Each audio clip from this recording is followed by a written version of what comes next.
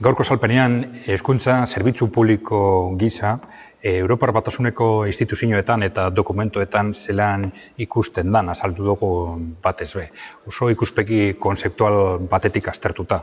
Alde batetik aipatu dugu zer da konzeptu publikoa, zerbitzu publikoaren konzeptua Europar Batasunean, zelan erabiltzen dan konzeptua, batez be, interes orokorreko zerbitzuak da.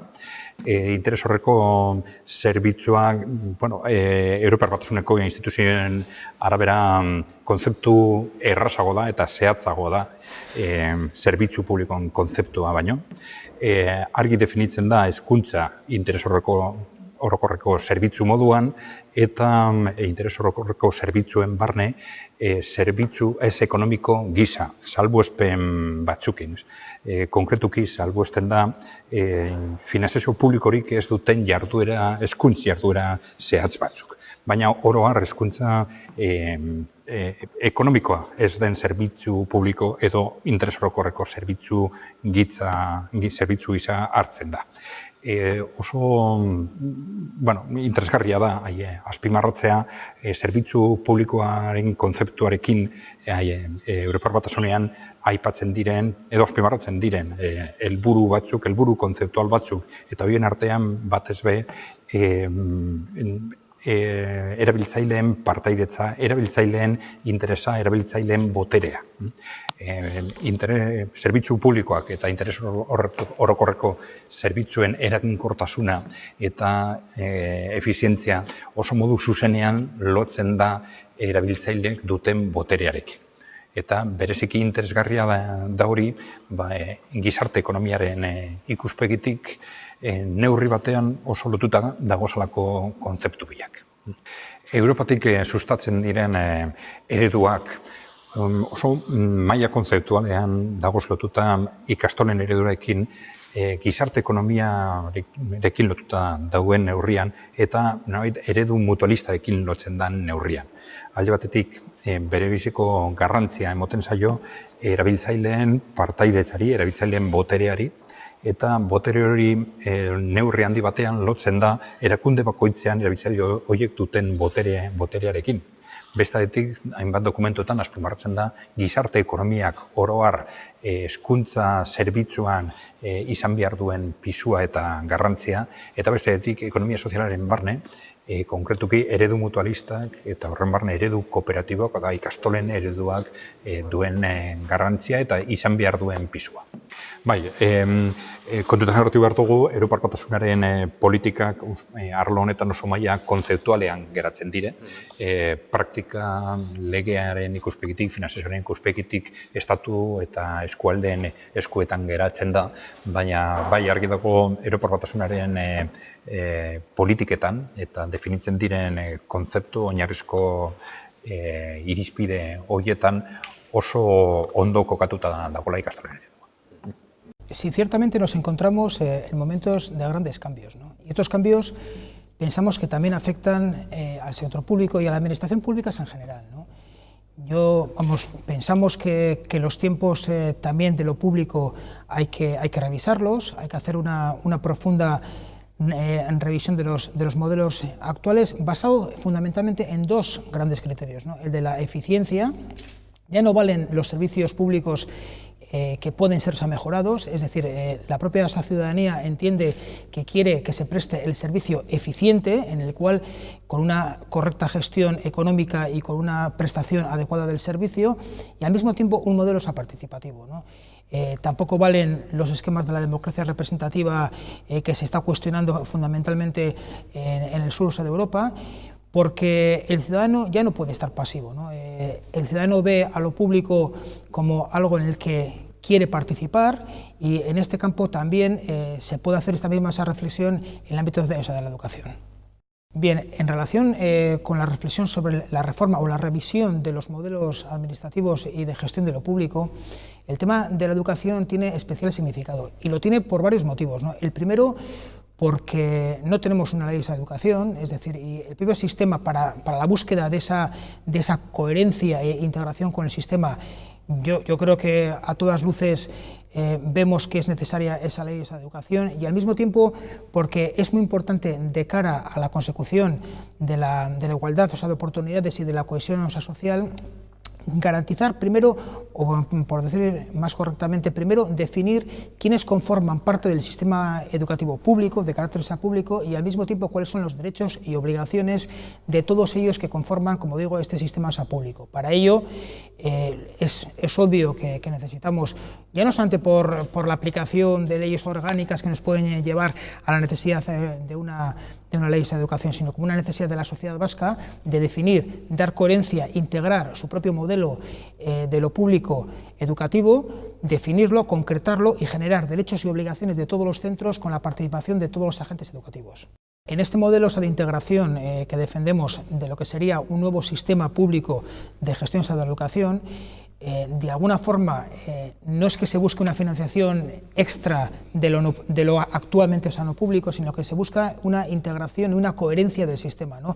En el que, lógicamente, los actuales centros públicos ganarían una gran capacidad de gestión, esa autogestión que tienen las cooperativas de enseñanza y el modelo de las ikastolas, de nuestras ikastolas, y por contra, en esa equiparación del modelo de lo público, integrando todos los centros, habría que ir a una equiparación y a una financiación equitativa por parte de todos los centros, sin perjuicio de convenios y programas especiales en cada uno de ellos.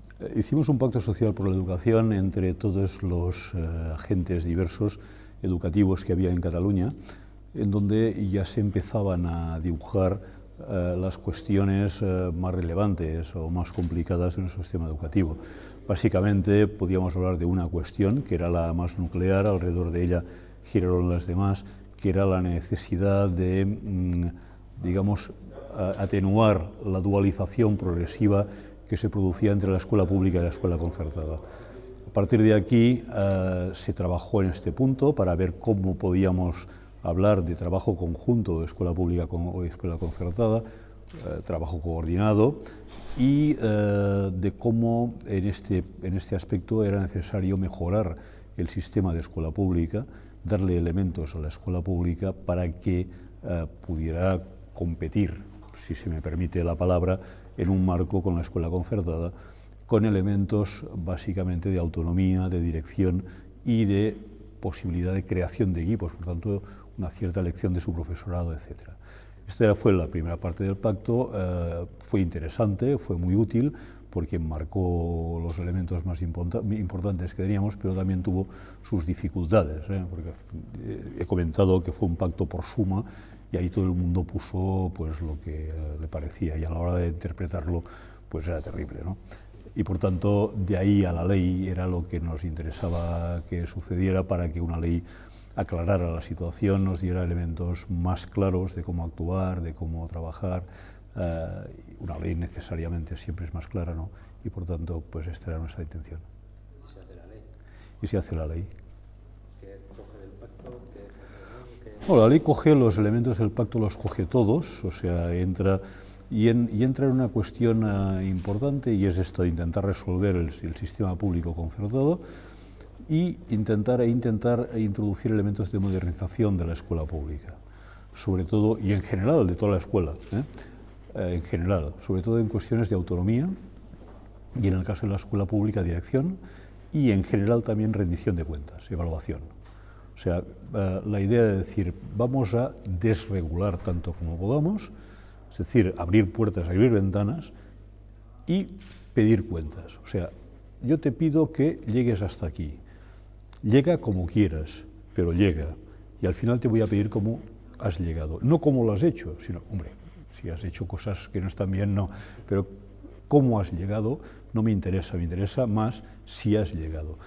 Puedes tener un perfil de alumnado que sea mejor trabajar de una manera, puedes tener un estilo o un equipo de maestros que te permita trabajar de otra.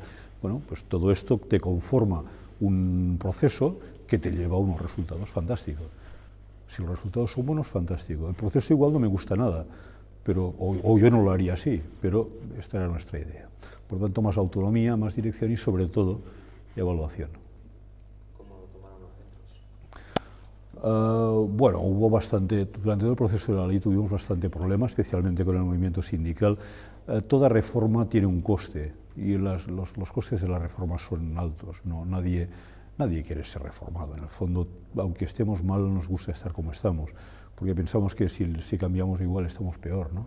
Y por tanto, la idea de reforma es una idea que siempre provoca un cierto rechazo.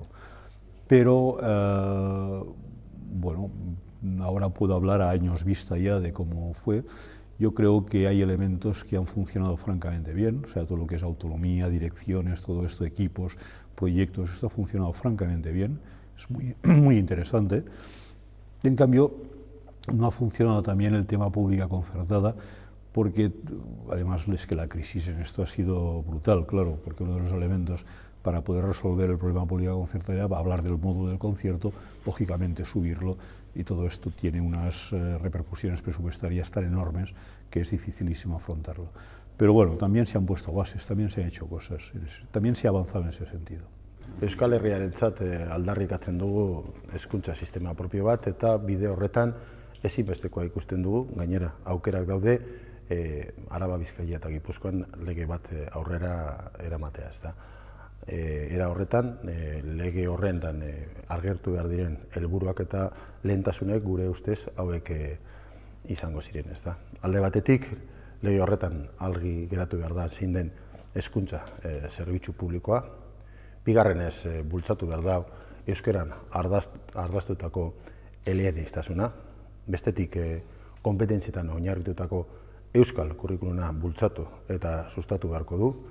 Bestetik, gure ikasleen emaitzak, gure ikasle guztiek emaitza onak lortzea, hau da, bikaintasunaren bidean lan egin behar dugu. Bestetik, irakaslegoaren funtzio berritu bat aldarrikatzen dugu, ez gaur egunea duguna, eta amaitzeko baliabide ekonomikoen banaketa ekitatibo bat hezkuntza eragile guztien artean.